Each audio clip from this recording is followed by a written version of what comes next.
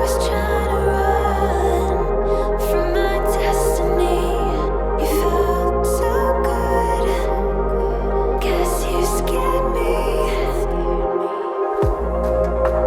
मैं Mohammad Shakib and this is master tech. So आज हम करने जा रहे हैं कैमरा टेस्ट सैमसंग M51 का, जो कि आपको यहाँ पर बहुत ही अच्छी प्राइस में देखने को मिलता है। सैमसंग का एक बेस्ट बजट सेगमेंट का फ़ोन है, जो कि आपको अराउंड 25 to 27,000 के बीच में देखने को मिलता है। यहाँ पर आपको क्वाड कैमरा देखने को मिलता है रेयर में, जो कि एक 64 मेगापिक्सल का है, प्लस आपको माइक्रो एंड वाइड एंगल वगैरह वगैरह का कैमरे देखने को मिलता है। किस तरह से परफॉर्म करेगा वो आप इस वीडियो को देखते रहिए। Without further ado let's get start.